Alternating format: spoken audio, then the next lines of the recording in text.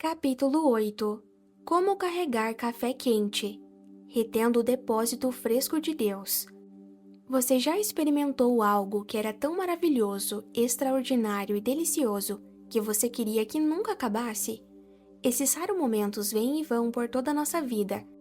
O primeiro mergulho adolescente na euforia de amar um filhote de cachorro, o encantamento e a animação de uma lua de mel com seu companheiro e parceiro de vida, o primeiro momento em que você olhou nos olhos lindos de seu primeiro filho. Quando Deus anda no meio de nosso culto de adoração, reunião de oração ou tempo devocional pessoal e revela um vislumbre de sua glória, Ele está criando novos momentos que nós nunca queremos que acabem. Como você retém algo tão maravilhoso e tão fugaz? Recentemente desvendei uma outra peça do quebra-cabeça da presença dele. De novo, isso veio através das professoras com quem eu tanto aprendo, minhas filhas. Dessa vez, foi a caçula. Eu queria um pouco de café e me levantei para me servir de uma xícara. Então, minha filha de 8 anos de idade foi até o balcão e disse: "Deixa que eu sirva, papai. Deixe que eu sirva." "Não, querida, isso é café quente. Ele pode queimá-la", disse-lhe. Ela aceitou o aviso com relutância, mas enquanto eu ainda estava colocando o café na xícara, ela apresentou a sua próxima ideia. "Bom, deixe que eu o carregue para você." Eu sabia que ela não desistiria tão fácil, então disse: "Tá bom." Eu fiz questão de não encher a xícara como de costume. Ela não notou a diferença. Você já viu uma criança de 8 anos carregar uma xícara de café quente pela primeira vez? Então, você provavelmente sabe que testemunhou uma das poucas vezes em que um pacote de energia mal controlada e de curiosidade diminuiu a velocidade para menos de 130 km por hora, o que só acontece quando estão exaustas e com sono. Os bebedores de café experientes podem segurar a alça de uma xícara de café cheia com só um dedo, ao mesmo tempo em que carregam lixo, pisam no cachorro, falam ao telefone, lecionam, martelam pregos, trocam fraldas ou vão na ponta dos pés buscar a correspondência na caixa do correio depois de um aguaceiro, sem perder uma gota do café. É um pouco diferente da primeira vez. Da primeira vez que você tenta carregar uma xícara de café quente, você sabe que não deve se apressar como se suas calças estivessem pegando fogo, o que é a velocidade comum de uma criança de 8 anos. O primeiro passo é a parte mais difícil da jornada. Qualquer movimento brusco, solavanco ou sacudida podem mandar aquela bebida quente por sobre a borda da xícara e em sua pele exposta. Mesmo após o primeiro passo, você arrasta os pés dando passos pequenos e hesitantes. Você olha rapidamente sem parar para baixo e para cima dos vapores contidos na xícara, para se certificar que nenhum obstáculo ou problema imprevisto à sua frente possa fazê-lo espirrar o seu depósito quente de lava. Como você carrega o recente encontro com Deus em seu vaso interior? Como o corpo de uma igreja guarda o depósito divino de uma experiência de adoração até a próxima? Como você o leva para casa na vida real? Caminhe com cuidado e tenha consciência de cada momento com ele em seu coração. Caso você esteja dirigindo um carro, pregando um sermão ou dando um banho em um bebê, se você senti-lo bater de leve em seu ombro, então guarde a carta e vire-se para olhar na face dele.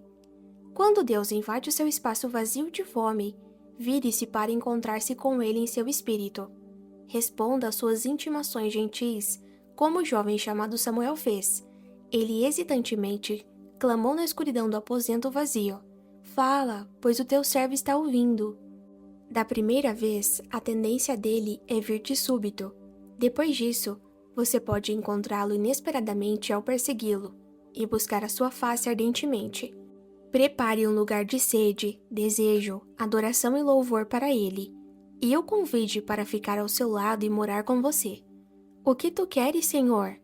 Como podemos bendizê-lo e hospedá-lo hoje à noite?" É assim que você corre seus dedos pelas pregas do véu entre os reinos natural e espiritual.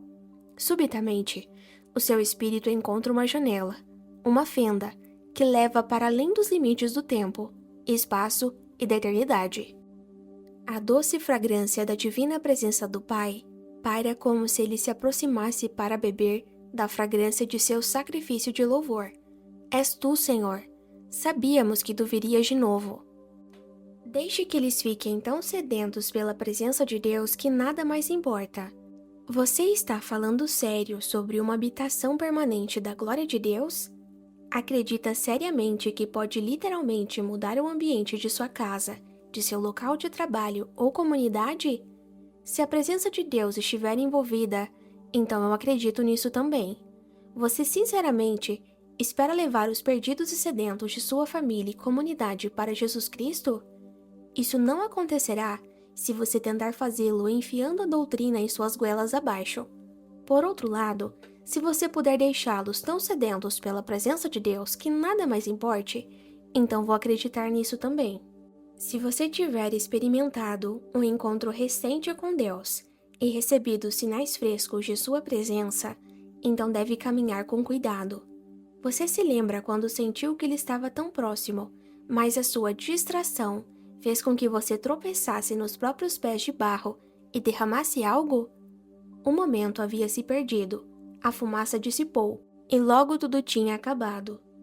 Ame seus amigos, abrace seus filhos, saia para comer, rie e converse, mas lembre-se de que Deus depositou algo sobrenatural em sua vida. Caminhe com cuidado, para que você não derrame nada. Se puder voltar à sua reunião de oração ou devocional particular, sem derramar nada do que está depositado em seu coração, então você não vai ter de começar tudo de novo. Você pode passar desse depósito de glória para o próximo nível de Deus, movendo com a glória cada vez maior. A meta é aumentar a sua capacidade de carregar a presença dele e a sua luz no reino das trevas. Se você estiver conversando com seus amigos e subitamente sentir uma onda da presença dele mover-se rapidamente sobre você, simplesmente para de conversar e veja o que ele quer. Eu paro de pregar quando sinto uma onda da presença dele. Não importa quantas pessoas estejam me assistindo. Esse é o momento da oração silenciosa. Tu queres algo, Deus? Tu estás no comando. Aprenda a carregar a presença dele para que você possa se tornar um carregador contagiante. O rei Davi descobriu que a glória de Deus, representada pela antiga Arca da Aliança, deveria ser carregada nos ombros dos homens, não em plataformas ou dispositivos feitos pelas mãos do homem. A primeira tentativa de Davi de carregar a Arca da Presença de Deus em Jerusalém falhou, pois ele tentou carregar a glória de Deus em uma carroça nova conduzida por bois. Sua segunda tentativa foi bem-sucedida, pois usou os ombros consagrados de homens ungidos para carregar a Arca da Presença de Deus, no lugar santo que ele havia preparado anteriormente. Ainda tentamos carregar a glória de Deus nos carros de bois, de nossos programas feitos e dirigidos por homem ou fórmulas evangelísticas. Nós as preferimos porque são mais fáceis, mais previsíveis e mais leves para a carne que domina muitos de nossos cultos. A verdade é que a presença de Deus vem nos ombros de homens e mulheres, e sempre foi assim. Um programa nunca vai trazer a presença de Deus para dentro de uma igreja. Conforme mencionei em meu livro sobre adoração, A Casa Favorita de Deus, quando a carne de nossa humanidade se torna preguiçosa, tentamos importar ou carregar as coisas de Deus usando métodos que não exigem esforço. Tudo isso para que possamos andar ao lado delas e nos emocionarmos por, entre aspas, transportarmos a glória. A verdade é que não queremos nem suar.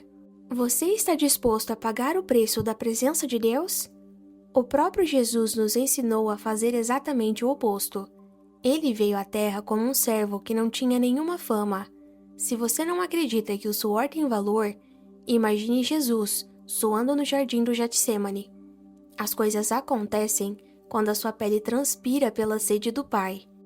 Todas as adorações bíblicas, especialmente no Antigo Testamento, eram caracterizadas por um sacrifício. Antes de o Filho de Deus invadir o nosso mundo e verter o seu sangue para pagar a nossa liberdade, Somente o sangue de animais poderia permitir que os homens fossem levados para perto da presença de Deus. Agora, pelo sangue de Cristo, podemos ir até o Senhor e oferecer-lhe o sacrifício de louvor e nos oferecer em sacrifício vivo. Deus supriu para nós, mas a nossa obrigação de apresentar algo para Ele nos une tanto quanto sempre o fez. Se você aprender como carregar o fogo da adoração, Deus vai suprir sobrenaturalmente e fará coisas que você nem pode imaginar. Muito tempo atrás, Abraão ouviu e obedeceu o mandamento de Deus de levar Isaque, seu filho da promessa, nascido de forma miraculosa, para uma montanha na terra de Moriá. Ele falou aos seus servos: "Meu filho e eu vamos adorar." Então Isaque disse: "Pai, nós temos o fogo. Onde está o sacrifício?" Abraão cuidadosamente respondeu por meio de fé: "Deus mesmo há de prover o cordeiro para o holocausto, meu filho." Quando os dois adoradores ofereceram um sacrifício definitivo de louvor e adoração, Deus os encontrou no altar e se revelou a eles como Jeová Jireh, o Senhor proverá. Se você pretende buscar a habitação santa em vez da visitação, aprenda como caminhar cuidadosamente enquanto carrega o depósito divino a cada dia. A única maneira de a presença de Deus irromper sobre uma cidade e regiões inteiras é se o seu povo aprender como dar boas-vindas à sua presença, com eterna sede por ele e carregá-la. Esse tipo de sede queima de forma tão brilhante que não dá lugar para a, entre aspas, estima das pessoas ou planos pessoais. Rótulos e jargões religiosos caem e perdem seu poder de calor. A única coisa que a sede irá reconhecer será a fonte de sua satisfação. Eu tenho um sonho recorrente de que em algum domingo de manhã, a fome do povo de Deus vai atingir tamanhos níveis de intensidade que criará a habitação do Espírito Santo. Naquela manhã, todos os gerentes de restaurantes da cidade vão se perguntar: onde está a multidão do domingo de manhã? Toda essa comida vai estragar. As horas se passam e nenhum batista, metodista, presbiteriano, assembleiano ou pentecostal aparece no restaurante. Por quê? A glória de Deus rompeu sobre a cidade e as visitas se transformaram em habitação. Todos estão ocupados jantando na mesa da presença de Deus, que ninguém nem pensa em se deter em uma mesa natural de jantar. O que aconteceria se a glória de Deus rompesse sobre uma cidade ou região inteira? Pense nos efeitos de longo alcance que isso teria nas pessoas que moram ali. Você está disposto a se colocar na brecha até que Deus apareça inesperadamente sobre sua cidade? Você adoraria na zona de pranto, entre o pórtico do homem e o altar de Deus? Com a mão estendida para o céu em adoração, você estenderia a outra em intercessão, com compaixão pelas pessoas em sua cidade? Algumas pessoas assumem automaticamente que essa coisa de caçador de Deus tem a ver com uma busca egoísta e é só mais um modismo religioso.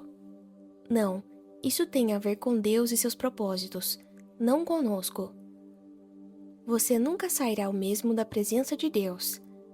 Deus pode permitir que o descobramos, mas nunca deixará que saiamos da presença dele inalterados. A sua glória muda e transforma os mortais. De alguma forma, nós saímos desses encontros mais harmonizados com o seu amor compassivo pelos perdidos e feridos ao nosso redor. Em vez de nos dirigir para nós mesmos, a sua presença manifesta sempre volta os nossos olhos para os outros. Ela nos conduz além das quatro paredes de nossas salas de reuniões para buscar e salvar o perdido.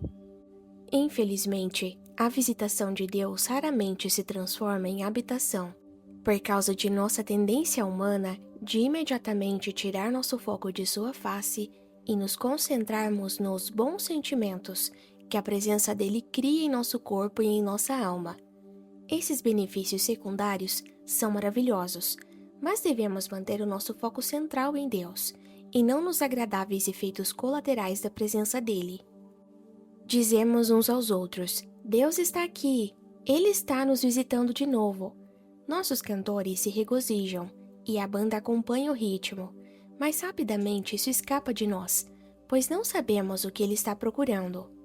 Muitos que experimentaram visitas de Deus perguntam: por que ele não fica? Nós imploramos que ele ficasse. Por que não conseguimos reter esses momentos? A resposta é simples. Não construímos um propiciatório para conter a glória de Deus.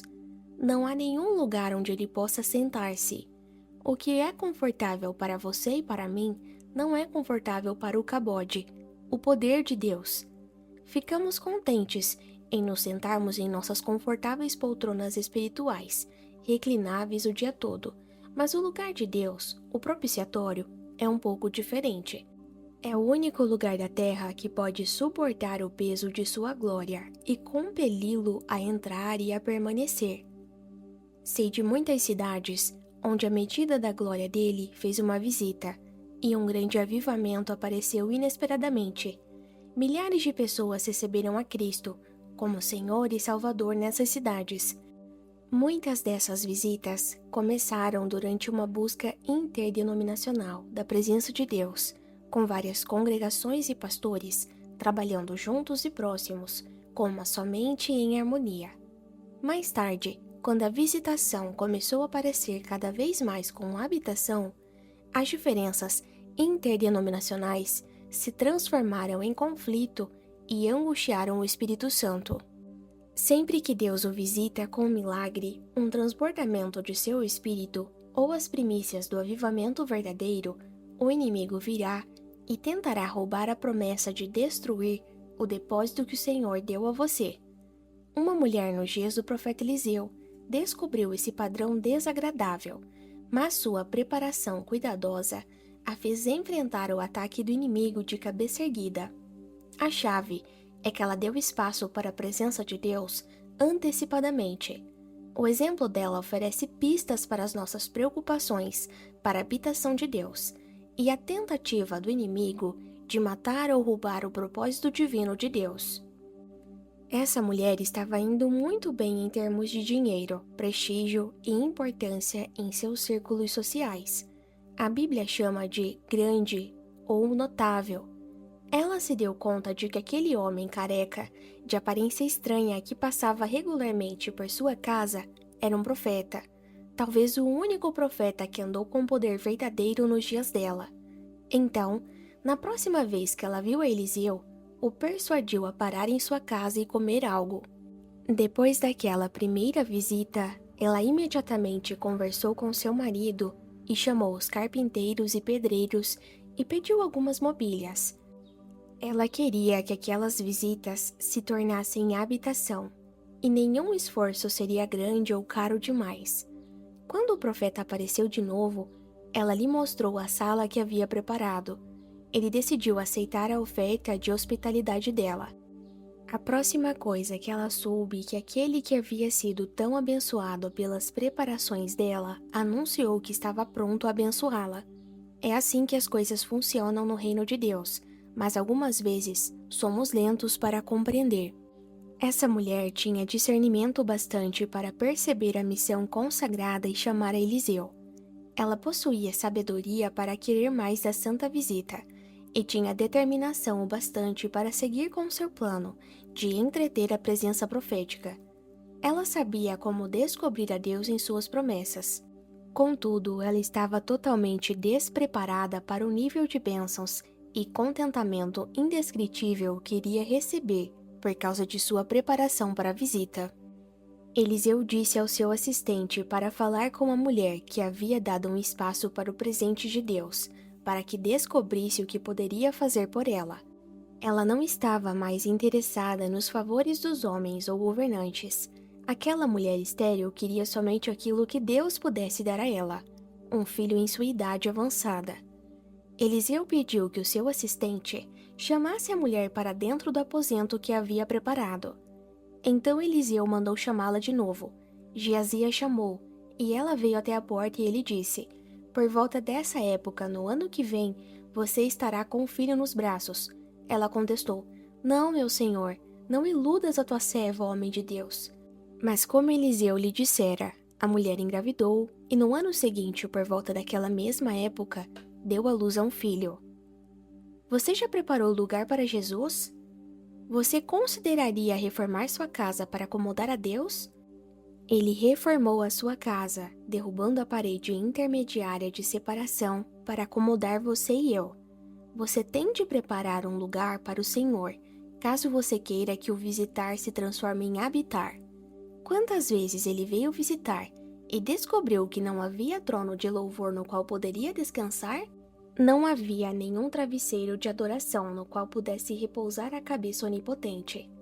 As raposas têm suas tocas e as aves do céu têm seus ninhos. Você já preparou um lugar para Jesus?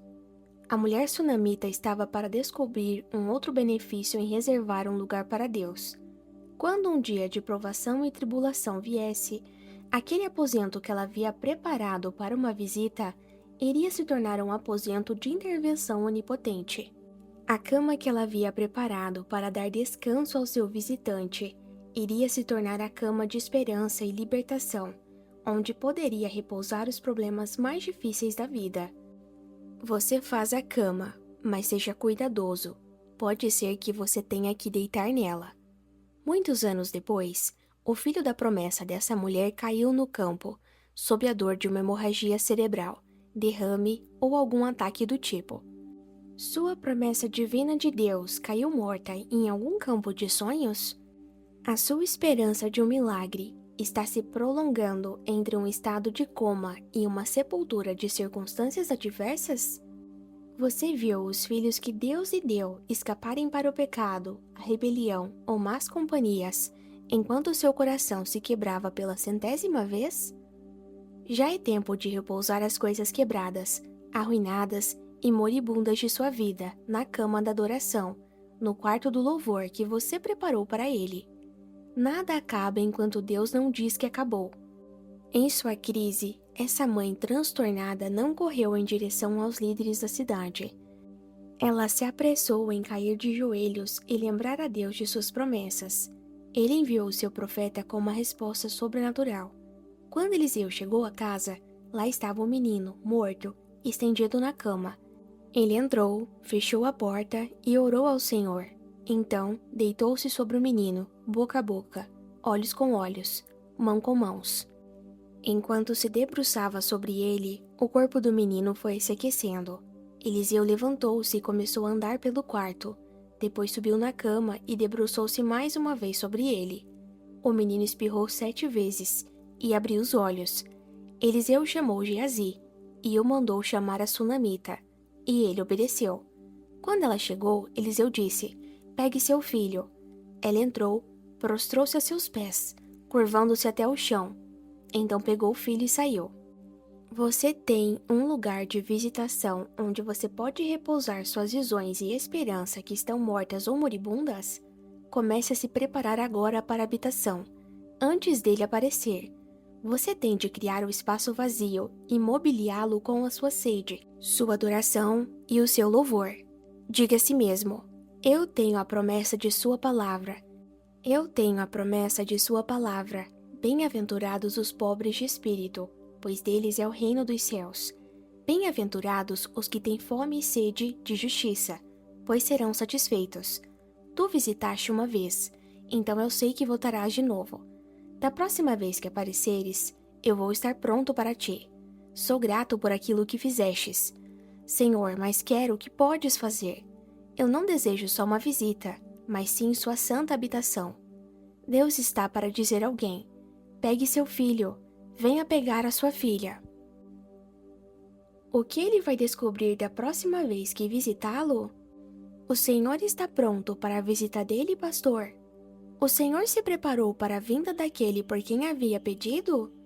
A senhora se preparou para a presença dele, mãe? Deus o visitou antes e vai voltar.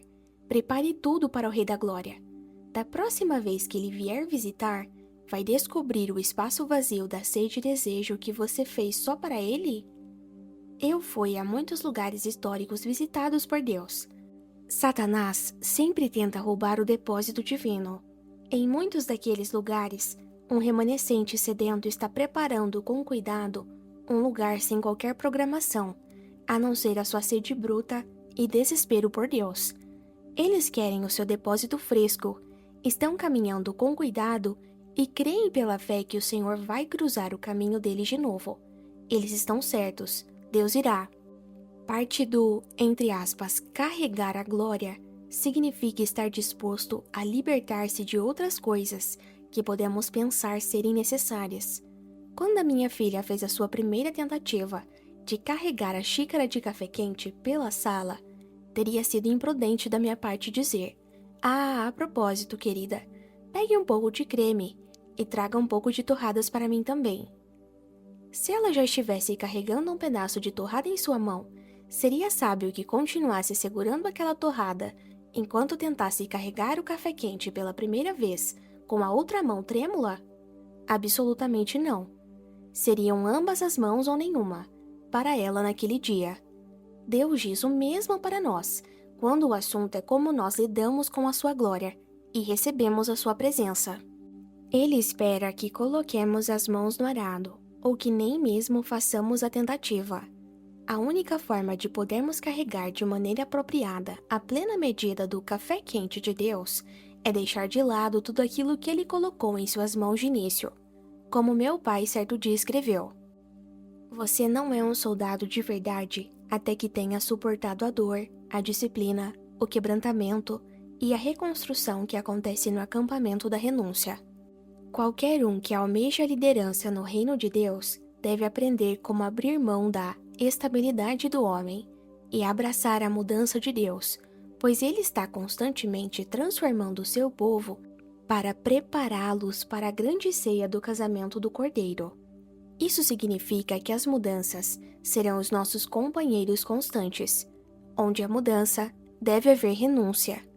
E ao que nós teríamos de renunciar ou abrir mão para carregar ou receber a presença de Deus? A resposta é tudo aquilo que tira o nosso foco dele. Algumas das piores mágoas que aparecem em conversas com pastores ao redor do mundo incluem traições religiosas, padrões rígidos de adoração congregacional ou denominacional, hábitos pessoais ou preferências e programas planejados por pessoas ou organizações. Ele ainda é o Deus que se move entre nós como vento. Deus nunca se estabeleceu por muito tempo em lugares rígidos e determinados ou em modelos de adoração. Na época em que Jesus entrou em Jerusalém em um burro, os judeus continuavam com as tradições de adoração de seus pais, embora soubessem muito bem que o Santo dos Santos estava vazio. A Arca da Aliança havia se perdido gerações antes. Ele ainda é o Deus que se move como vento entre o seu povo. Se quisermos que a presença manifesta de Deus permaneça entre nós, devemos estar dispostos a mudar e a renunciar o controle em todas as suas formas. Precisamos de um milagre de Deus para nos libertar de nosso apego às nossas famílias e irmãos. Que assim seja. A outra alternativa é seguir o modelo dos fariseus e saduceus, que se reuniam no sabá para adorar e reverenciar um aposento vazio enquanto viravam as costas para o Senhor do sabá. Quem quer passar a vida adorando o Deus do controle e manipulação, autofabricado em nome da estabilidade? Já é difícil para uma pessoa caminhar em um aposento desarrumado carregando uma xícara de café quente. O problema parece explodir se você pede que um grupo de pessoas transporte aquela xícara de café com segurança pelo campo minado de brinquedos, revistas, mobília e animais de estimação adormecidos. Ainda assim, é exatamente o que Deus pediu que fizéssemos, junto à medida que o buscamos, e simultaneamente passamos pelos trabalhos do inimigo e os destruímos. Embora pareça difícil, as possibilidades são infinitas. Se Deus pudesse encontrar pessoas na igreja que se unissem, a quantidade de poder que Ele concederia a elas para dispersar poderes demoníacos seria diretamente proporcional à unidade que pudessem alcançar. Deus deixou claro que prefere vir em resposta aos clamores de 2 ou mais adoradores. Ele também disse que seus discípulos, Jesus nunca recrutou membros de igreja ou esquentadores de bancos de igreja, seriam conhecidos pelo seu amor uns pelos outros. Isso significa que, quer gostemos ou não, devemos aprender a andar em amor e unidade. Essa é a única maneira de algum dia vermos Deus aparecendo inesperadamente sobre as nossas cidades e nação. Isso é estar com as duas mãos na xícara. Muitas pessoas pagaram um alto preço por se tornarem caçadoras de Deus, pois o seu zelo pelo Senhor foi mal compreendido por outros na liderança ou no corpo de sua igreja local. Algumas dessas pessoas tinham papéis de liderança no mecanismo do homem, mas quando abraçaram a presença de Deus, foram finalmente empurradas para fora do abraço de seus irmãos inflexíveis. Fico feliz em dizer que nem sempre esse é o caso. Deus está fazendo a sua opinião ser conhecida. Ele quer que façamos uma escolha entre a aprovação do homem e a sua aprovação, entre o caminho do homem e o seu caminho. Isso não é uma escolha fácil, e se for possível, devemos fazer tudo para viver em paz com todos. O Espírito de Deus trabalha constantemente em nós para nos levar para mais perto do Pai e nos puxar para longe de nossos caminhos confortáveis da religião que agradam à carne. Cada corpo organizado da igreja tem os próprios pontos fortes e fracos, e cada um de nós deve lutar batalhas individuais com os nossos desejos pelo conforto e a estabilidade da previsibilidade versus a nossa sede pela presença do eterno Deus. Você está lendo esse livro, pois há algo em você que já está determinado a caçar Deus a qualquer custo. Se você já o descobriu, pelo menos uma vez em sua vida, então vai fazer tudo o que puder para alcançá-lo de novo e evitar perder o depósito fresco confiado aos seus cuidados. Certa vez, um dos incendiários do Espírito Santo, que ajudou a acender o avivamento dos Hebrides, disse: "Se você já o descobriu, nunca mais o solte. Espere. Pai, sou digno de compaixão. Estou ficando sem palavras, e não sei como fazer aquilo que me chamaste para fazer. Espírito Santo, sei que há algum lugar em tua presença que muda nossa vida. Uma vez que te encontrarmos, nunca mais seremos os mesmos. Clamamos por santa habitação. Unimos nossos clamores apaixonados ao de Moisés. Por favor, mostra-nos a tua face. Somos apaixonados por uma coisa, por ti. Coloca fogo em nosso coração sedento. Faz-nos miseravelmente desesperados por mais. Coloca a tua brasa de sede e santidade em nossa língua e em nosso coração. Ansiamos por ti. Deixe que o teu fogo arda em nossas igrejas. Deixe o fogo de sua labareda entrar em nossos lares. Não é um homem que nós queremos. Queremos a ti, Senhor. Mostra-nos a tua face, Deus." Essa primeira tentativa de carregar a ardente paixão dele em seu coração foi lenta e cuidadosa, mas seja sensível e poderá quase sentir a presença dele onde quer que seja e em qualquer momento. Pratique a presença dele, conforme disse o irmão Lawrence por volta de 1500, e não deixe o café derramar.